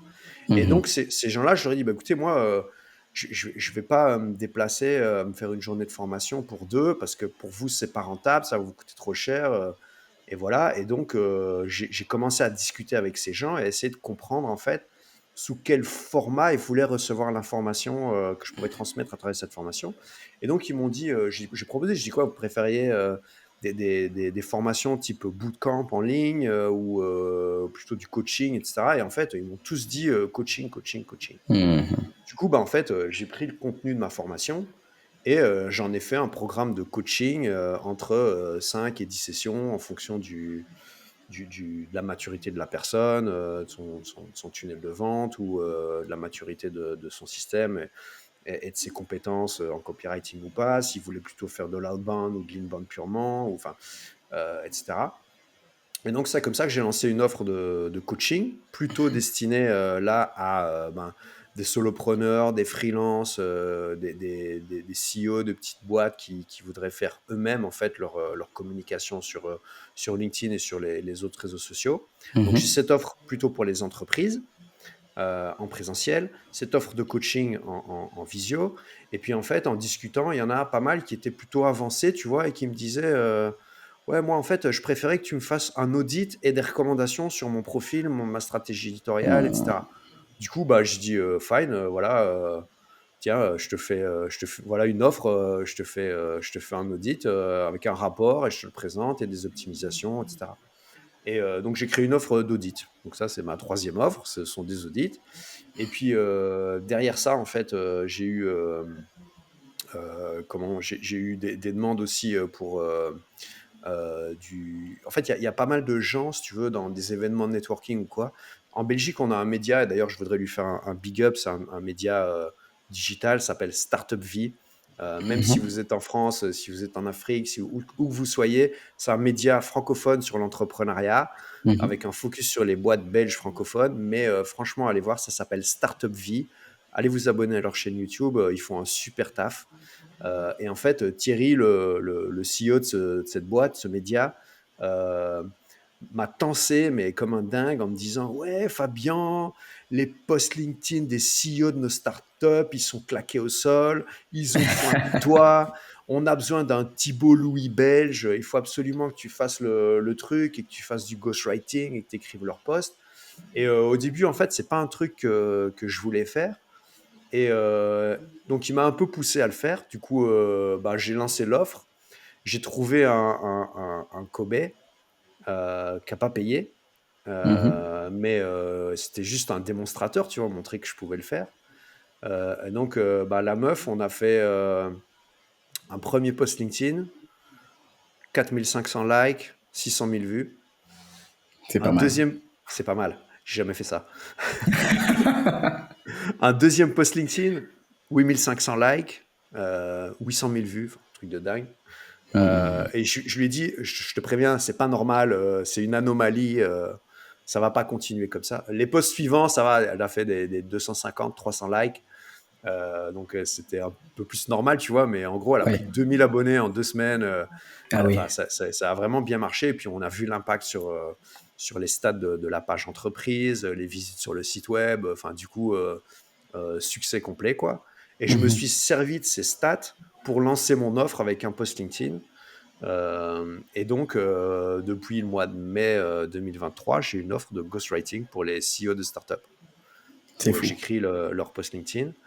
Et en fait, ce qui est assez drôle, c'est que, comme je te le disais tout à l'heure, une des problématiques que je vois chez la plupart de mes clients, que ce soit en formation, en coaching ou en ghostwriting, c'est qu'en réalité, ils n'ont pas construit leur funnel de vente, leur tunnel de Mhm. vente. Et donc, de plus en plus, j'arrive à placer et à proposer des services où je vais plus me positionner comme un growth marketeer qui va les aider à optimiser tout leur tunnel d'acquisition, d'activation, de rétention et de recommandation, et donc tout ce qui tourne autour du framework art, où Mhm. là, je fais plutôt du coaching, si tu veux, pour les aider à optimiser leur business, leur startup, et à trouver plus de clients, à construire une meilleure offre et à faire décoller leur business. Énorme. Énorme, vraiment énorme, c'est super. J'ai envie d'applaudir, mais il ne faut pas, ça va casser la partie son du podcast. Mais franchement, c'est génial. Pourquoi je dis que j'ai envie d'applaudir? Parce que j'ai l'impression que tu as fait ce que les clients attendaient de toi. Et je trouve que ça, c'est hyper intéressant. On voit beaucoup encore cette partie procrastination, etc. Je vais réfléchir à ce que le client veut, je vais faire ceci, je vais faire cela. Et toi, simplement, tu as pris la marche à l'envers, c'est-à-dire, eh ben, on me demande ça. Il y a pas mal, enfin, il y a une quantité de personnes qui me demandent ça. Je suis en possibilité ou en capacité là tout de suite de pouvoir, lors de livrer de la valeur ajoutée, eh bien, je vais le faire parce qu'il y a déjà, en fait, il y a la clientèle déjà qui est là. Donc, je trouve que ça, c'est hyper intéressant. Ça permet de ne pas perdre de temps et de ne pas être, disons, de ne pas naviguer aveuglement dans le monde de l'entrepreneuriat. J'aime beaucoup. J'aime beaucoup. Ouais. Et si je peux donner, en fait, la leçon, c'est ce que j'ai dit tout à l'heure, c'est toujours le marché qui décide, quoi. Et quand il y a Mm. de la demande, c'est la preuve qu'il y a un marché. Et si je peux te donner un conseil, en fait, à quelqu'un qui procrastinerait parce qu'il n'a pas d'idée, parce qu'il ne sait pas trop ce qu'il veut offrir comme produit, comme offre, etc. En fait, je pense qu'il y a un élément qui est essentiel dans l'entrepreneuriat, c'est le kiff. C'est-à-dire qu'il faut aimer ce qu'on fait, il faut être passionné par ce qu'on fait. Euh, et ça, c'est un truc quel que soit le réseau social, moi, effectivement, moi j'ai un petit faible pour LinkedIn, mais euh, si tu as une passion, s'il y a un truc qui, je veux dire, qui t'intéresse à un point où on pourrait te mettre sur une scène et que tu en parles pendant 2 heures sans arrêt, si tu as Ouais. un sujet comme ça, bah en fait, Mhm. commence à publier sur les réseaux sociaux, que ce soit TikTok, que ce soit des Reels, que ce soit des Shorts, que ce soit des posts LinkedIn, et Mhm. parle de ton sujet qui t'intéresse, de ton expertise, de ta Mhm. passion, de ce qui te passionne. Et en fait, tu vas voir que tu vas réussir à construire une audience qui est aussi passionnée que toi ou qui est intéressée par ce sujet, qui va te considérer comme un expert. Et comme par magie, à un moment donné, ils vont te demander de faire des trucs, quoi. J'ai Oui. j'ai- j'ai des gens dans mon réseau LinkedIn, par exemple, ils sont pas du tout coach LinkedIn ou consultant LinkedIn, sauf qu'ils utilisent en fait cette méthodologie ou ces techniques pour générer de la demande pour leur business. Et en fait, ils font ça tellement bien qu'il y a des gens qui viennent les solliciter pour les aider à mieux performer ou à mieux utiliser LinkedIn. Bah, c'est pareil dans tous les domaines, en fait. Si je sais pas moi, si t'es passionné par la pêche au brochet, ben, fais une chaîne YouTube sur la pêche au brochet. Et tu vas voir qu'à un moment donné, tu as peut-être des marques qui vendent des hameçons pour brocher, qui vont venir te trouver, qui vont te payer pour que tu leur donnes de la visibilité sur ta chaîne YouTube. C'est un business. Clairement, clairement. Et je partage aussi ce que tu dis, c'est que il y a plusieurs écoles en entrepreneuriat. Il y en a qui disent que voilà, il faut faire attention, la passion peut être destructeur, et d'autres qui disent que la passion justement, bah, comme Steve Jobs, la passion justement te permet de te transformer, d'aller au-delà. Et moi, j'ai envie de dire à ces personnes, et j'ai envie de te dire également, tu me diras si tu es d'accord avec moi. En fait, quand tu es passionné pour quelque chose, tu peux donner de la valeur ajoutée facilement, et ce n'est pas ce n'est pas un travail, c'est une passion. Et je trouve que c'est bien parce que il y a des entrepreneurs qui se lancent par opportunité ou par appât du gain, c'est-à-dire je veux faire 100K au mois, donc je dois faire ça à fond. Si ça marche pas, ils arrêtent. Alors que quand tu es passionné, bah, tu peux même avoir un business sous format de side business. Eh bien, concrètement, c'est comme aller au sport, hein. Tu finis ton travail à 19h. Si t'es pas passionné de sport ou si t'as pas envie, si t'as pas d'objectif, en tout cas sportif, eh ben, t'y vas pas. S'il pleut, t'y vas pas, quoi. Mais si t'es passionné, eh ben, t'y vas parce que tu aimes ce que tu as envie de faire. Et j'aime beaucoup cette partie-là que tu dis parce que à un moment donné, c'est ce qui fait le gap entre les entreprises ou les entreprises qui ont disons, un branding qui est hyper fort et un positionnement hyper fort et un placement sur le marché qui est hyper fort. Alors que d'autres types d'entreprises qui sont plus axées business. Bien sûr, on l'a dit tout à l'heure, on ne vit pas d'eau. Il faut faire de l'argent pour pouvoir faire de la croissance. Eh bien, à l'encontre de ces derniers, eh bien, parfois, eh ben, on se trouve à avoir des difficultés. Enfin, on se trouve avec des entreprises qui ont des difficultés à croître. Et dès que les premières difficultés apparaissent, eh bien, ils ferment. Je trouve que c'est vraiment dommage. J'ai bien aimé ce que tu as dit par rapport à cela. Et j'ai envie de rebondir aussi sur le fait que tu sois hyper présent sur LinkedIn parce que c'est la suite du podcast. J'ai envie que tu me dises, c'est quoi l'importance, disons, des réseaux sociaux dans le monde d'aujourd'hui, actuellement, surtout pour les entreprises? Ouais, alors moi je pense que tu vois, on est passé d'un monde dans le marketing digital, d'un monde qui était Google first à un Mhm, monde qui est content first. Ça veut dire mhm, quoi? Ça veut dire que aujourd'hui, en fait, il suffit de regarder les différentes études. Je pense que tu as environ 35% des Français, 40% des Belges qui refusent systématiquement les cookies quand ils arrivent sur un site internet. oui. Donc ça veut dire qu'on va vers un monde sans cookies et pour les marketeurs, c'est très compliqué quand tu fais de Mhm, l'acquisition payante, que ce soit via les régies de Google ou Meta ou autre. C'est-à-dire que si les gens ils acceptent pas les cookies sur ton site, tu peux pas les retargeter sur Facebook, sur TikTok, sur Snapchat, sur n'importe quoi. Donc ça c'est une première chose. Et, euh, et en fait on a aussi développé quelque part cette capacité à aller chercher nous-mêmes l'information. Donc ça veut dire mhm, que aujourd'hui, grâce à Internet, aux réseaux sociaux, en fait, on mhm, peut aller chercher des recommandations chez des pairs, on peut s'informer soi-même. Et en fait, on est passé d'un monde où c'était le vendeur qui possédait toute l'information sur un produit ou une offre, à un monde où c'est le exactement. consommateur ou l'acheteur qui la possède. Et ça, c'est un petit Mhm, peu je vais dire, le concept d'inbound marketing où tu vas alimenter Internet, je veux dire comme ça, via un blog, mais via aussi les réseaux sociaux, avec du oui. contenu à valeur ajoutée qui permet aux gens Mhm. de s'informer, de se former tout seul et de générer de la demande pour tes produits, tes services, tes offres. Euh, je me suis un peu égaré, je crois, par rapport à ta question. On parlait des réseaux sociaux et surtout de Ouais. l'importance que ces réseaux Et, ont pour les entreprises. et- Et oui. ouais, voilà. Et donc tout ça, en fait, fait en sorte que, en tant qu'entreprise, tu ne peux plus baser ton acquisition client uniquement sur de la publicité en ligne. Mhm. Parce que les réseaux sociaux ont pris une telle importance et le contenu a pris une telle importance que tu es obligé d'être présent. En fait, je me souviens à un client, je pense on était en 2013, un truc comme ça, ou 2014. euh, Oui. c'était une grande entreprise en Belgique et il me disait ouais, non, on Oui. veut d'abord un outil de social media management avant d'ouvrir notre page Facebook. J'ai dit, mais en fait, vous êtes déjà sur Facebook. On est en 2013. Les gens, ils parlent de vous. Ils disent de la merde sur votre entreprise et vous n'êtes pas là, quoi. Donc, en fait, vous êtes déjà sur Facebook. On est en 2013, vous n'avez pas de page Facebook. C'est comme si on était en 1985 et vous n'aviez pas le téléphone. Il faut. T'as vraiment, en fait, aujourd'hui, une entreprise qui est pas présente de sa propre volonté sur les réseaux sociaux, elle l'est quand même.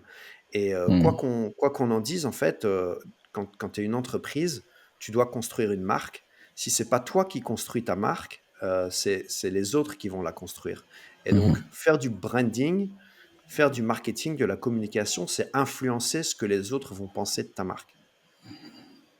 J'adore. Super. Donc, ce que tu recommandes là, c'est soyez sur les réseaux sociaux. Ah ouais, il y a pas, là, il y a pas à hésiter, que tu sois en B2B, en B2C. Enfin, alors après, fine, t'as des entreprises, tu vois. Je veux dire, tu as une boulangerie, bah, qui tourne très très bien. Si elle n'a pas de concurrence aux alentours et qu'elle fait du bon pain, elle n'aura pas de problème. Elle n'a pas besoin d'être sur les réseaux sociaux.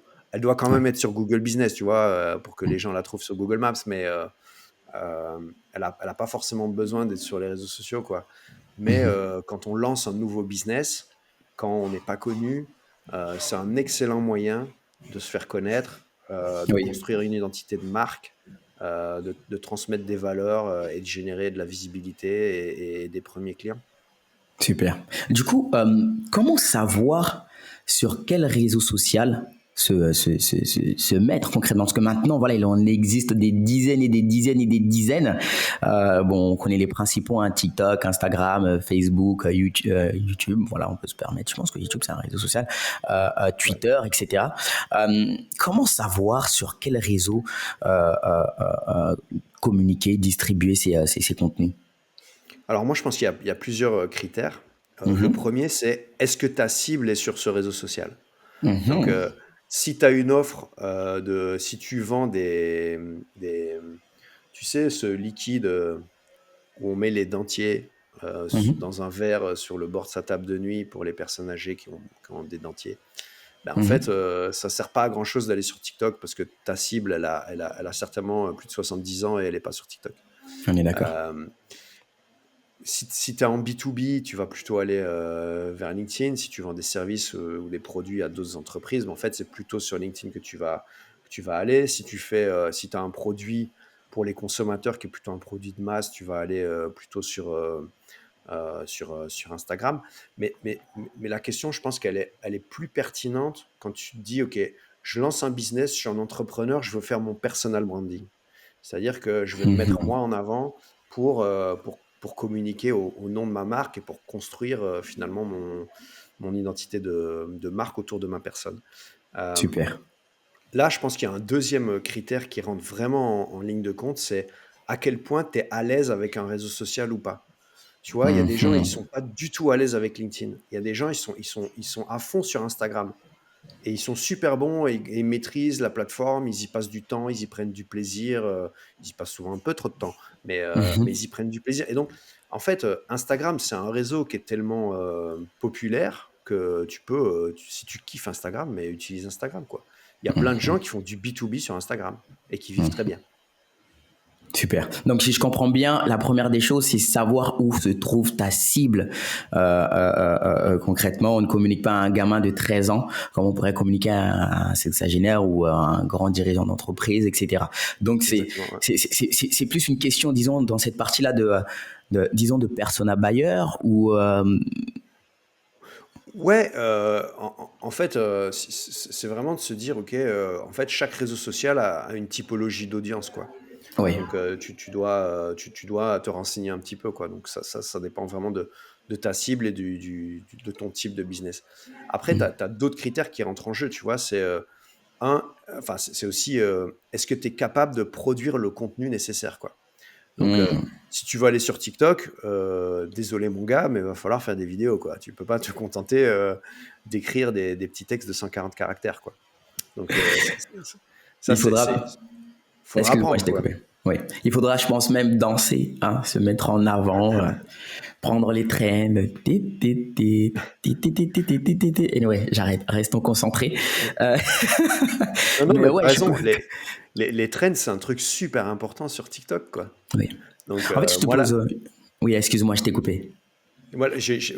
pour la marque que j'ai lancée en tant qu'entrepreneur, en fait, on Oui. est très fort et très présent sur TikTok.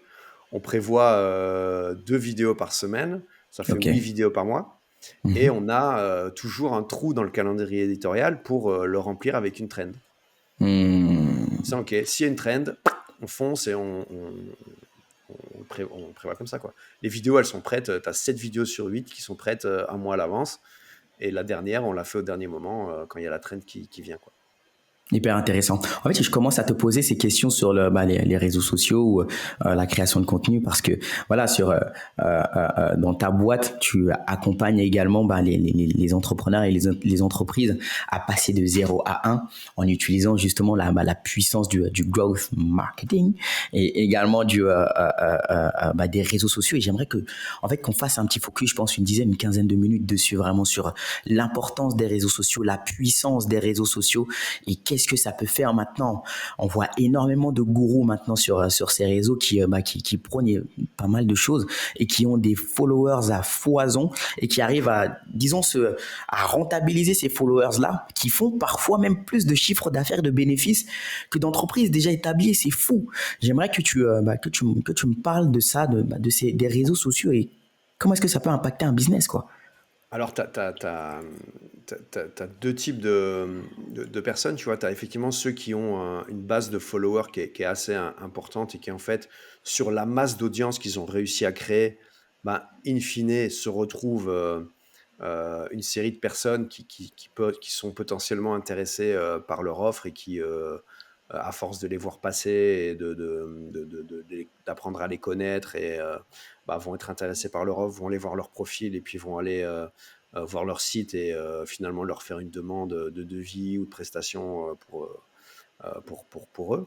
Et puis, tu as toute une série, et ça, c'est pas la majorité des gens, c'est vraiment quelques élus, on en a cité quelques-uns tout à l'heure. Et puis, tu as une série de gens, je pense en faire partie, qui là ont des audiences plus petites, mais beaucoup, beaucoup plus qualifiées, parce qu'ils ont une stratégie de contenu, en fait, qui est tournée autour de leur expertise. C'est-à-dire que, personnellement, et c'est ce que je conseille à pas mal d'indépendants ou de solo-entrepreneurs, tu vois, qui vendent finalement de la prestation de service faite par eux-mêmes, c'est d'avoir un positionnement d'éducateur de son marché. C'est-à-dire d'avoir un parti pris qui est ce que j'appelle le give first. C'est-à-dire tu vas partager en fait tes connaissances, ton contenu, ton savoir, ton expertise à travers des publications sur les réseaux sociaux qui vont attirer une audience qui n'est pas forcément ultra large, mais qui est ultra qualifiée par rapport à ton domaine d'activité. Donc moi, si tu regardes aujourd'hui, j'ai 3 cibles, enfin en tout cas 2 cibles très très claires, allez, 3 cibles très très claires dans mes personas. C'est 1, le dirigeant d'entreprise, 2, le responsable marketing, 3, le community manager. Et si tu regardes aujourd'hui la composition de mon audience, je viens de passer les 12 000 followers sur LinkedIn.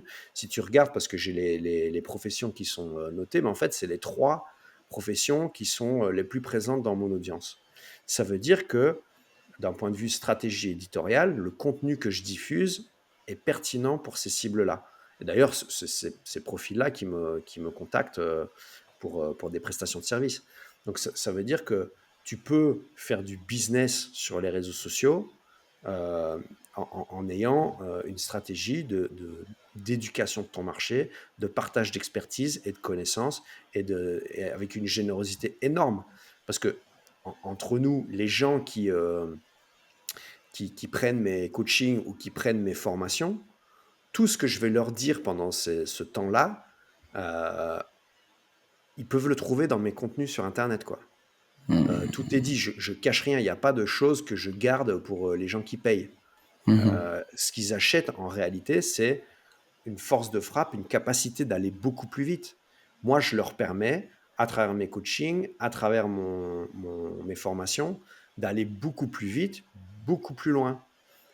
Et donc, toutes les erreurs et tous les apprentissages que j'ai faits, je peux leur partager de manière beaucoup plus condensée, beaucoup plus structurée, et pour leur permettre, pas à pas, d'aller vers l'atteinte de leurs objectifs qui sont de construire des audiences, de générer des leads, générer de la demande qualifiée et de finalement trouver des clients et vendre leurs prestations de service.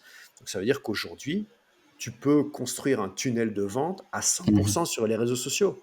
Tu n'as pas besoin spécifiquement d'un site internet. Et c'est pour ça que ça me rend dingue quand j'entends mes clients qui arrivent en coaching et qui me disent « Ouais, ça fait 3 mois que je travaille sur mon site internet, il va sortir la semaine prochaine, sauf que la semaine suivante, il n'est toujours pas sorti. » Et donc, c'est ça l'intérêt. En fait, LinkedIn, par exemple, tu peux avoir ton top funnel, ton haut de l'entonnoir qui est tes publications, ton Mhm. milieu de l'entonnoir qui va être ton profil LinkedIn qui va être optimisé, et ton bas de l'entonnoir qui est ta messagerie. Mhm. Tu as ces trois Clairement. éléments qui te permettent de faire le tout. Dans un style un petit peu différent, si tu regardes Instagram, là, tu as une corrélation un petit peu différente entre des objectifs business marketing, je dirais, et Mhm. les formats de contenu qui sont proposés. Donc, si tu veux faire de la découvrabilité, de la notoriété et atteindre de nouvelles audiences et de nouvelles cibles, les formats vidéo Reels, tu sais, ces vidéos courtes qui ressemblent à des Oui. TikTok ou voilà, sont le format parfait. Parce qu'en fait, l'algorithme de la plateforme les diffuse à une masse de gens qui ne te connaissent pas encore. Mhm. Ensuite, si tu regardes la partie plutôt activation, milieu de funnel, milieu de l'entonnoir, bah, en fait, tu vas faire des posts parce que ces contenus viraux vidéo vont permettre d'amener des gens sur ton profil, et ces gens vont voir tes posts sur ton profil, donc ces posts images quoi, ou carousel, Mhm. et c'est ça qui va les décider à te suivre, à s'abonner à ton profil ou pas. Et puis après, ben, dans ta bio, tu peux mettre un lien vers un formulaire de prise de contact, ton site web ou autre. Et puis après, tu as le format Stories qui est super intéressant en termes de rétention. Parce qu'une fois que, ou finalement de passage à l'action. Parce qu'une fois que les gens ils sont abonnés à ton profil, quand tu publies une Stories, ben, en fait, ils ont carrément une notification où elles apparaissent en haut si elle est récente. Et donc, tu peux mettre des call to action et des appels. Je vais dire, des sollicitations pour passer à l'action dans tes stories. Donc, tu as Mhm. vraiment ces éléments de tunnel ou d'entonnoir de conversion qui sont intrinsèques aux réseaux sociaux. Et donc, aujourd'hui, tu peux faire du business avec un email, Google Meet gratuit et un réseau social. J'adore. Je trouve que tout ce que tu dis là est super intéressant et hyper important aussi à prendre en compte parce que justement, enfin, encore, on revient sur cette histoire de procrastiner, etc.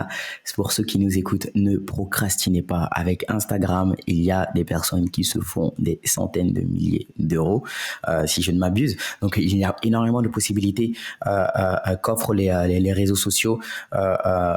Déjà pour faire du business concrètement. Deuxièmement, pour créer des tunnels de conversion. Bon, on a parlé de la méthode AR, etc. Il en existe d'autres. Je pense que Fabien est très bien placé. Et si on doit en parler, on fera un podcast qui durerait au moins 3 heures parce que j'ai des tonnes de questions. Donc, ce que je te propose, c'est que une autre période de l'année, si tu es disponible, qu'on puisse échanger dessus. Mais on n'a pas encore fini. J'ai pas mal de questions aussi à te poser, surtout sur ces réseaux encore. Les entrepreneurs sont fâchés avec les algorithmes.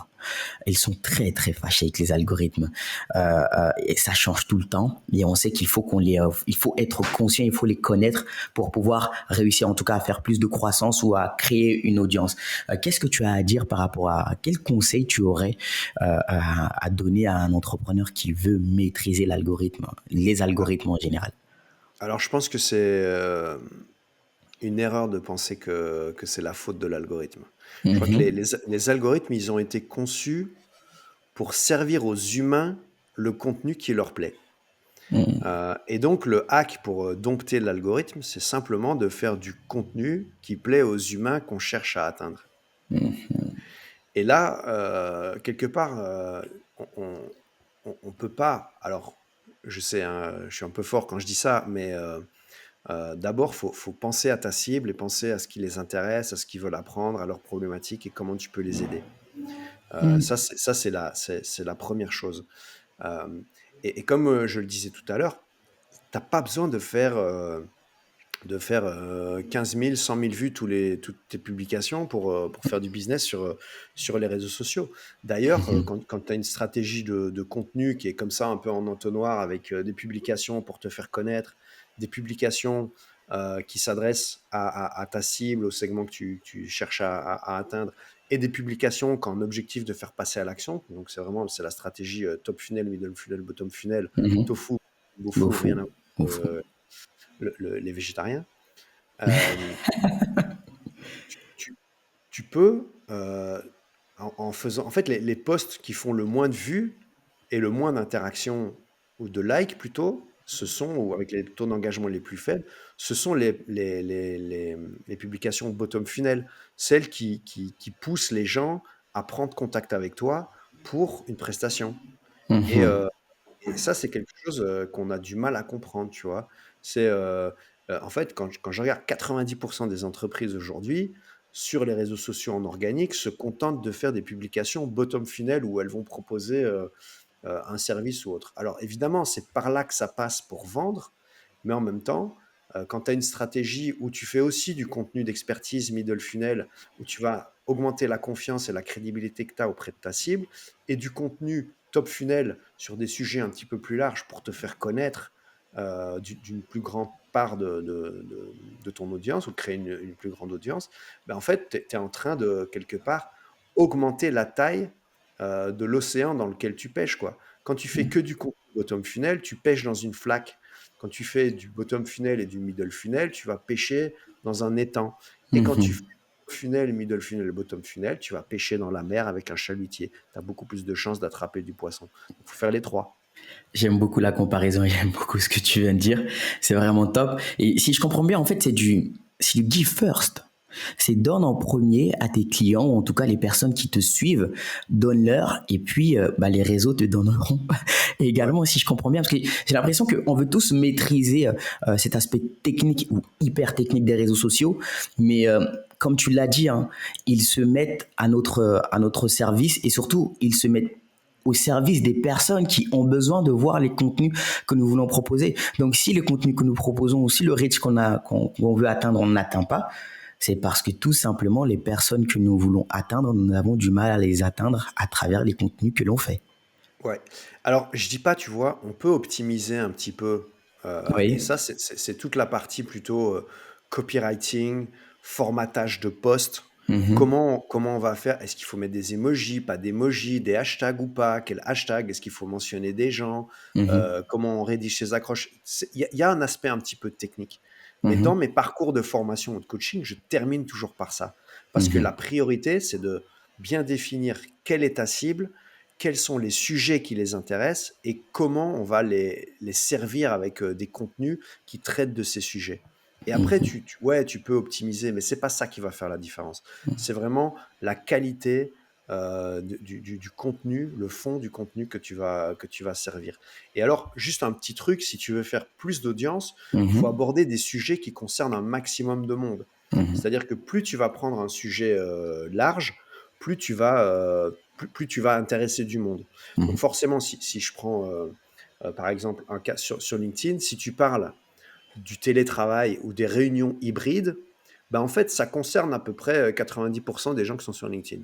Donc, tu as plus de chances de faire un post viral que si tu parles de comment font les chenilles pour devenir des papillons, etc. Ça n'intéresse pas grand monde, tu vois.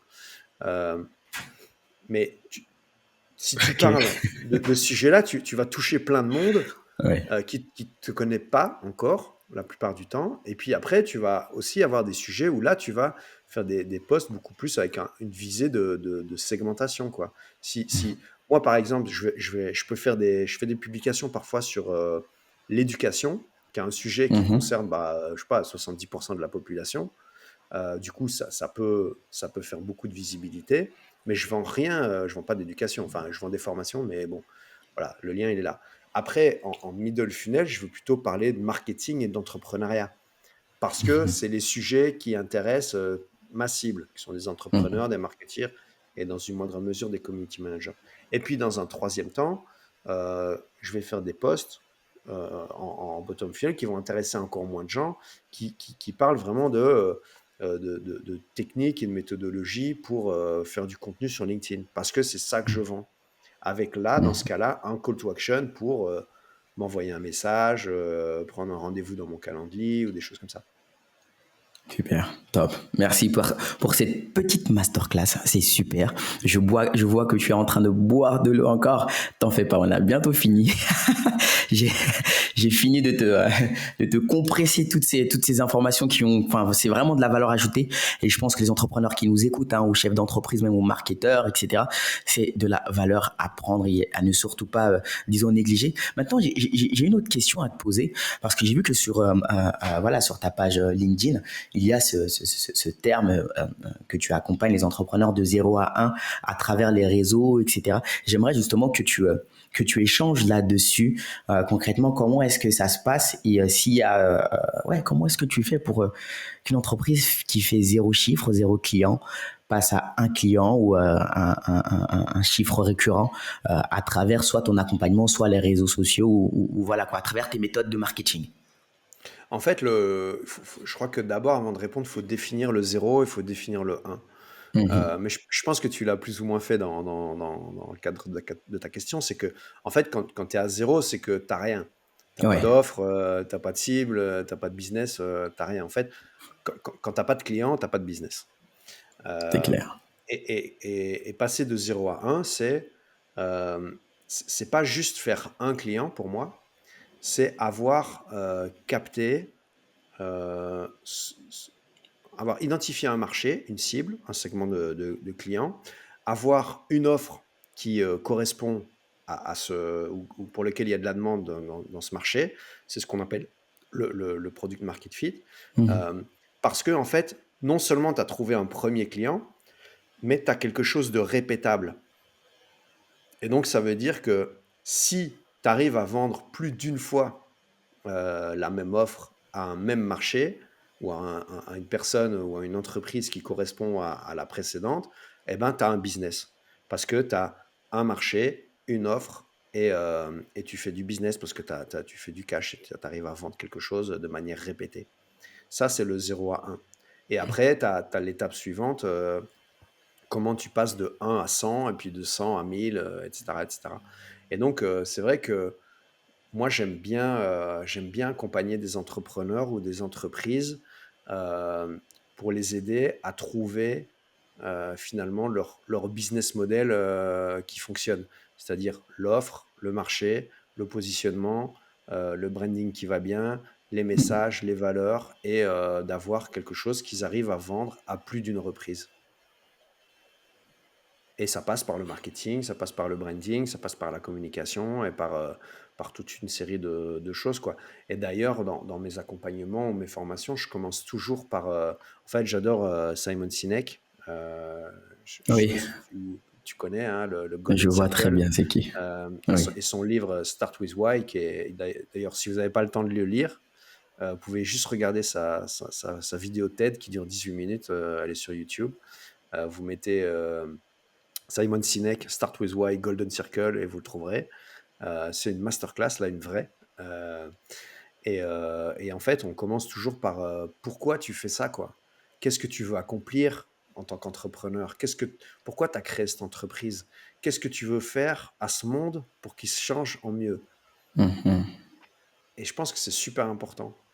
Parce que sinon, en fait, si tu n'as pas de purpose, si tu fais juste pour le cash, en fait, comme tu dis, tu vas lancer un truc, ça fait pas de cash, tu vas arrêter. exactement, exactement. J'aime beaucoup. C'est de l'inspiration, c'est apprendre, ça fait plaisir. Voilà, je te remercie. Ça fait déjà 1 heure, bah, ça fait presque 1h30 déjà. Ouais, On ouais, a c'est parce pro- qu'encore, on est en 2 fois. Ouais, je te jure, ça fait presque 1h30 déjà. Pourtant, j'ai énormément de questions. Il faut que je me canalise et que j'essaie d'être le plus, disons, le plus pragmatique possible. Ma prochaine question, c'est un peu plus de l'inspiration. J'aimerais, par exemple, demain, voilà, supposons demain, ton fils veut se lancer dans l'entrepreneuriat. Bon, demain, peut-être dans une dizaine d'années, quand il sera un petit peu plus âgé, il veut se lancer dans l'entrepreneuriat. Qu'est-ce que tu lui, euh, qu'est-ce que tu lui conseillerais? Bah, d'abord, de trouver quelque chose qui lui plaît. Ça, c'est la première chose. Euh, et d'avoir une cible ou d'avoir un marché, en fait, qui lui ressemble. Mhm. C'est-à-dire ça c'est une vraie leçon de vie, c'est qu'on préfère tous passer du temps avec des gens qu'on aime, qu'on apprécie, avec qui on partage les valeurs. Et du coup, ben, quand tu as un business et que tu as des clients, a priori, tu vas passer un peu de temps comme avec eux. Et donc, il vaut mieux avoir des clients qui te ressemble.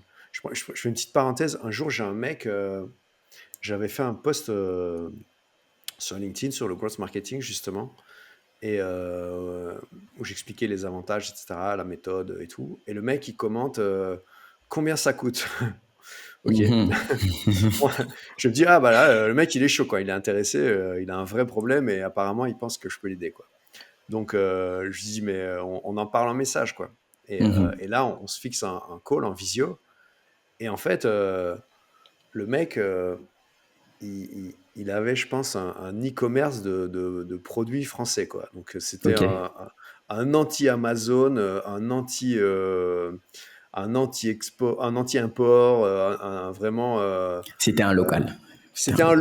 local, mais genre la France aux Français, tu vois. Pour moi, ça allait beaucoup trop loin. Ok. Et je me retrouvais pas du tout, tu vois. Donc, je me suis dit, mais jamais je voudrais travailler avec ce mec, quoi. Même s'il me paye Mhm. 10 000 balles de l'heure, quoi. Jamais. Mhm. Et, et à la fin, je lui ai quand même dit, enfin, vous vous rendez compte, parce que c'est le genre de personne que tu vois, vous vous rendez compte que je suis pas français. Enfin, je veux dire, moi, je veux bien t'aider, tu vois. Je suis pas français, et pas à ce prix-là, et tu vois. Et in fine, bon, après, je me suis un peu dégonflé. Je lui ai pas dit en live que je voulais pas travailler avec lui. Mais je Ouais. lui ai fait une offre tellement inacceptable. Après, par écrit, je lui ai fait un mail avec une offre. Je savais qu'il allait refuser, que c'était pas possible. Bah oui. euh, pour m'en débarrasser, tu vois. Mais voilà, t'as pas envie de travailler avec des gens qui te ressemblent pas, avec qui tu partages pas les valeurs et avec qui Ah, t'as pas envie de discuter, quoi. Donc, ça, c'est la deuxième chose. Donc, un truc qui te passionne. Deux, avec des gens avec qui tu partages des valeurs. Euh, et la troisième chose, mhm. c'est quelque chose qui te permet de vivre, quoi. Parce que je pense que y a pas de jugement de valeur à avoir sur les passions des gens et sur les business. Mais il faut trouver quand même un équilibre parce qu'on est dans une société où, tout le monde le sait, on dit que l'argent fait pas de bonheur, mais quelque part, on sait tous que sans argent, bah, c'est difficile de vivre, d'avoir un toit sur sa tête, de manger à sa faim et d'élever sa femme, enfin, ses enfants et d'avoir une famille. Donc, il faut que ce soit un minimum rentable et que tu puisses t'épanouir parce que sinon, pour moi, c'est le triptyque qui fait que sinon, tu vas t'épuiser. Et après, On est ce comme. que je lui dirais, c'est que tu vois, comme je n'ai pu expliquer comment mon offre, elle a évolué en fonction des demandes du marché, ben, en fait, il faut pas se dire on n'est plus dans un monde où tu prends un job, ça dure 42 ans et puis tu pars à la retraite. Ça, c'est Mhm. fini. Aujourd'hui, le monde et Internet a ouvert ça. Tu as tellement de possibilités de changer de taf, de changer de métier, de changer de business qu'il ne faut pas te dire que tu es enfermé dans quelque chose. Il faut toujours avoir conscience que si à un moment donné, ce qui te passionnait ne te passionne plus, si à un moment donné, tu évolues dans ta manière d'être, dans tes pensées, dans tes valeurs, et que ta cible correspond plus à ça, et que, in fine, si ça te rapporte pas assez, ou en tout cas, ça te rapporte pas assez par rapport à ce que tu voudrais que ça te rapporte, tu peux toujours changer. On l'a dit tout à l'heure, on peut créer un business en une journée aujourd'hui. On est complètement d'accord avec ça. Je pense que ton fils serait fier de toi, hein. J'espère qu'il écoutera ce podcast d'ici quelques années. Bah, en fait, c'est possible qu'il l'écoute plus tôt parce que si tu veux, enfin, bon, le grand, il a 12 ans, il joue Ok, au foot. Il joue au cool. foot et il joue pas dans un club juste à côté de la maison parce qu'il a un bon Ouais. niveau. Du coup, il y a Mhm. pas mal de trajets en voiture, tu vois. Et en voiture, ma voiture, c'est l'école du marketing et de l'entrepreneuriat. Donc, on écoute des podcasts en bagnole. Et donc, il Genre, écoutera certainement. écoute papa, t'entends, c'est papa qui parle. Non, j'imagine vraiment la scène. Franchement, c'est dingue, c'est hyper intéressant et c'est top. Et bah écoute, j'aimerais savoir déjà, est-ce que tu aurais un dernier petit mot ou une punchline à lâcher dans ce podcast avant qu'on clôture? Alors, c'est dur, hein, les punchlines sur demande. Je te fais Euh, confiance, je sais que tu vas y non, arriver. juste parce qu'on a pas mal parlé des réseaux sociaux. Oui. En fait, je sais pas si c'est un secret ou pas un secret, mais la seule manière de réussir sur les réseaux sociaux pour son business, c'est ce que j'appelle la règle des 3 R. Mhm. Régularité plus routine égale résultat. Il n'y a pas d'autre secret.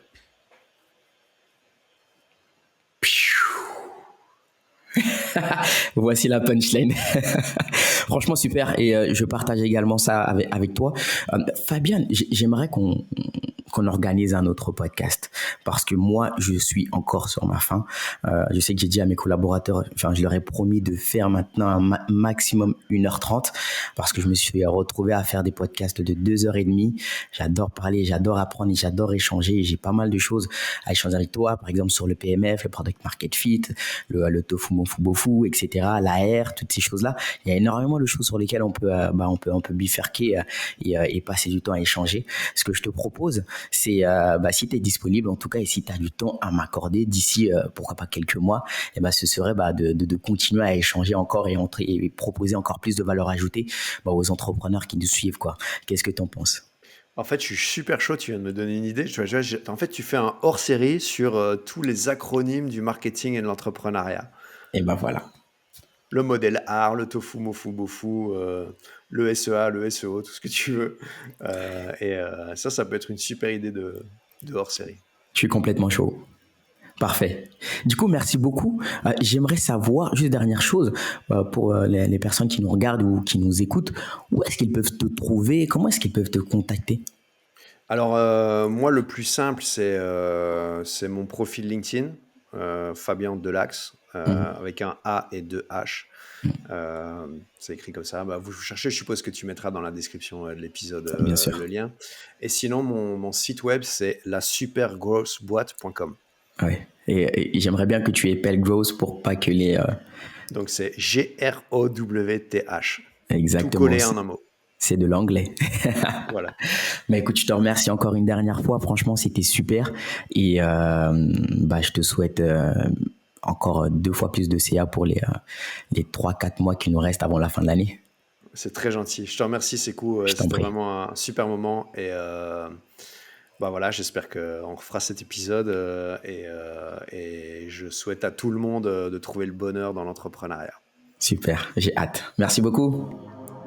C'est malheureusement la fin de cette sortie spatiale. Nous espérons t'avoir apporté de la valeur. En tout cas, c'est notre plus grand souhait. N'hésite pas à t'abonner et à activer la cloche pour ne pas manquer nos prochains épisodes. Si l'échange t'a plu, n'hésite pas à nous noter et à laisser un commentaire. Cela nous aidera beaucoup à développer le podcast. Que la croissance soit avec toi.